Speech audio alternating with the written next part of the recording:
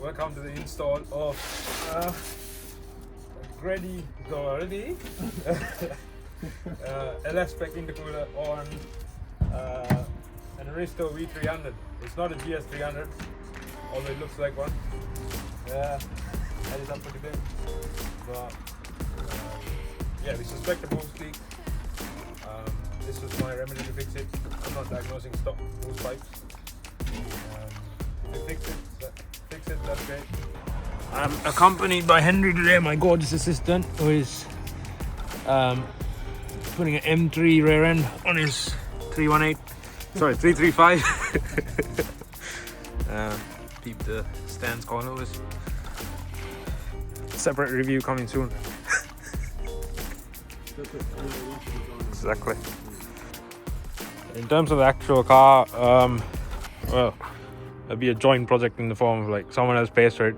I do most of the work, and well, we accidentally bought it eBay auction. The car seems to be in good shape. It's a bit of a random misfire. Otherwise, it's a pretty decent nick, to be honest. But yeah, let's get on with it.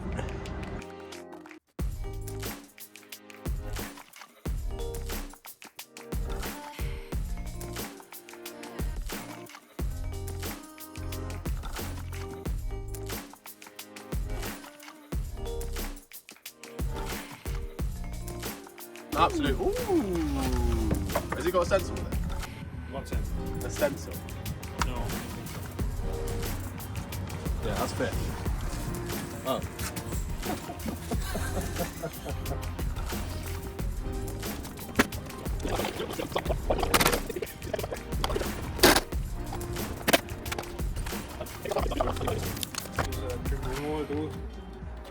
It's only for trained professionals.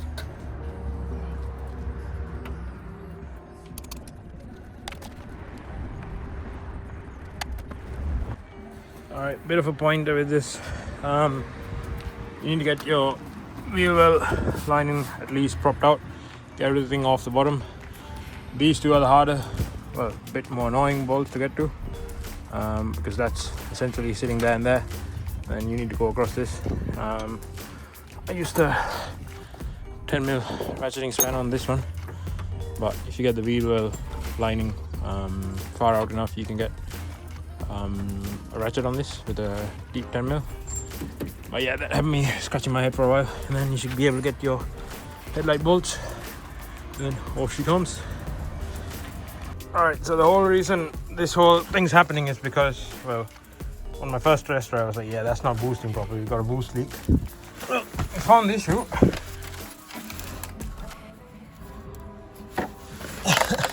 And that was just lying there, so assume it just rotted out. But hey, why replace a 5-pound hose clip when you can put a whole ass Greddy into it? Ignore this is all edited in as post. Ignore all of that. Alright, top this off. Same thing on the other side. I'm not sure if I need the headlights off yet.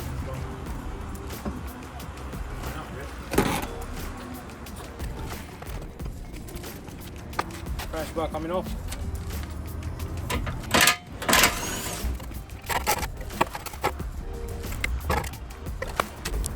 I'm not really watching many instructions, but I think we start taking the charge piping off and then make our way through it. Pretty sure you got to relocate the horns. It comes with a new power steering cooler from what I've seen, and I'm not entirely sure about that, but hey, that's the original side mount going in the bin. Quick note on the headlight bolts, they are special shouldered. They're not like the rest of them. Keep them separate. So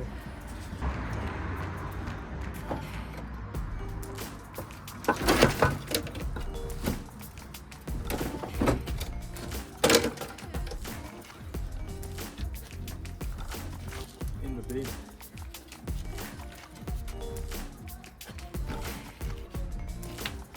Bin's that way.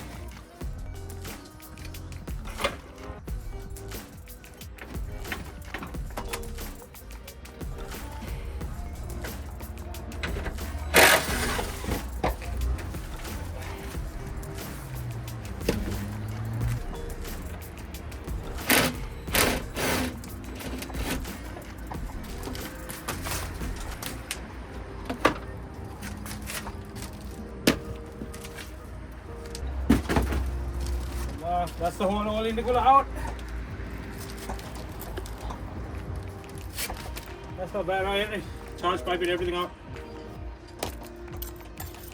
Last piece out. I found a pen in that.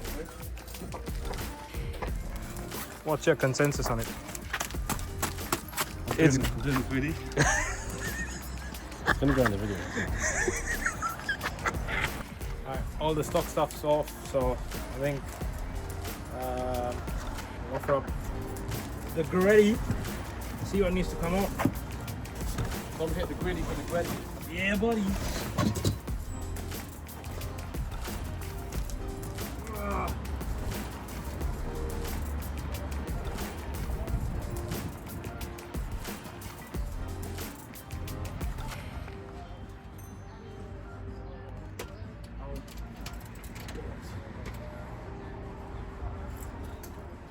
Fair bit needs to come out. Start with the power steering fluid.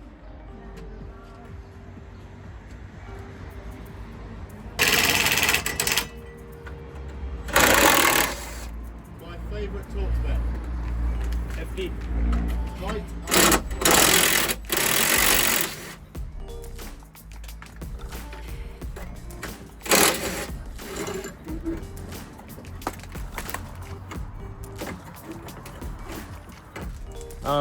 Taking a bit of a deep dive on the internet.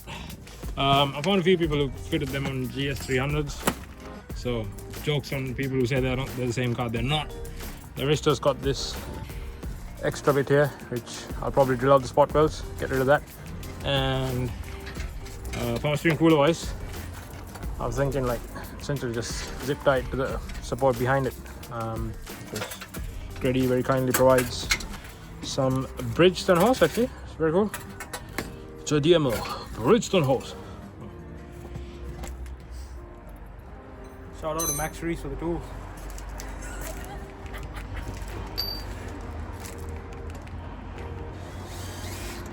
Max_Reese on. Yeah.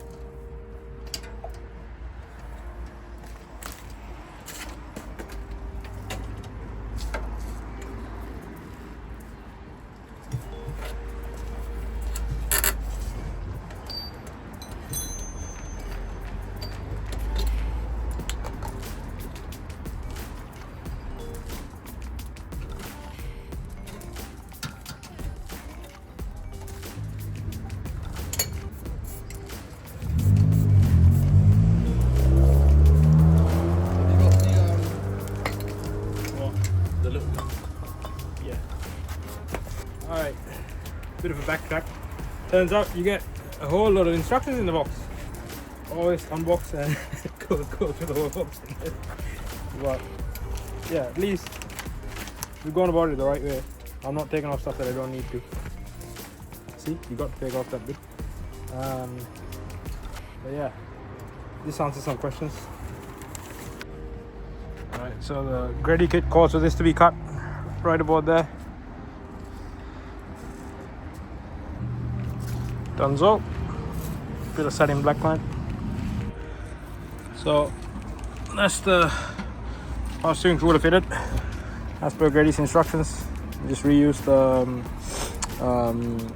old power steering cooler's bracket. It's a pretty nice setup, I think. Pretty impressed with it, to be fair. I was a bit skeptical on the hose length, but turned out to be enough. And if you essentially zip tied it there. It will be, don't worry, I'll get the flush cuts on it. Ignore this. Just kept away from the dry belts. Yeah, now I've got these brackets added on to the OEM coolant res. I'll get it on the intercooler and then offer it up.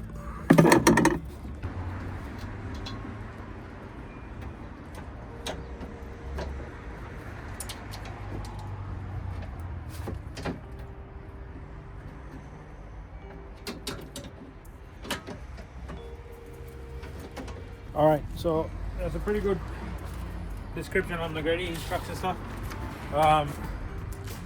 As soon as you offer up the two, like if you find two pieces that are quite similar, we tied it on either end, you offer them up with the turbo discharge pipe and the throttle body. It's pretty apparent which goes where.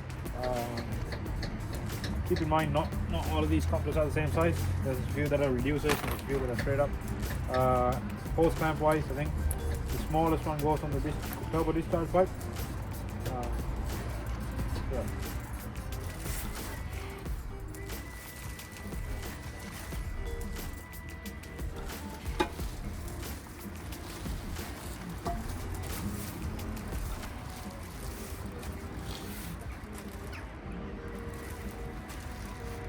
That was conveniently on.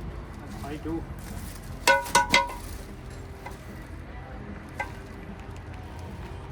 Forget box it. Marks are wiped off. Come see the cold side. Once you stop saying it in that bloody accent, you can understand me. That's what I got to do. Oh. Cold side.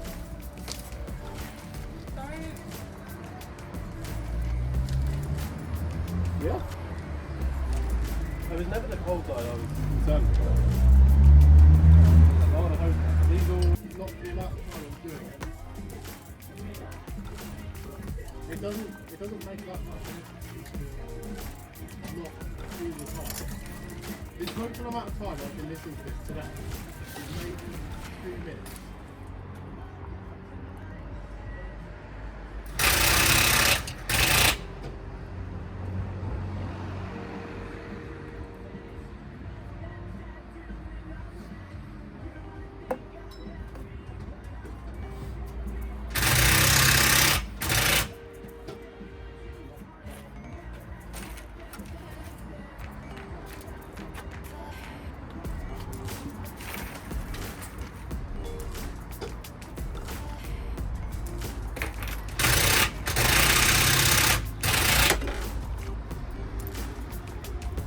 That's the intercooler kit fully on.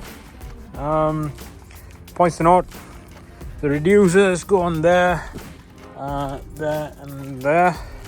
The smaller clamps stay on this side and the bigger clamps, well, after here. So that should help you kind of sort out through the whole puzzle there. Quick note on the fitment of the intercooler. Well, you got to trim these bits. I just use the angle grinder, to be honest.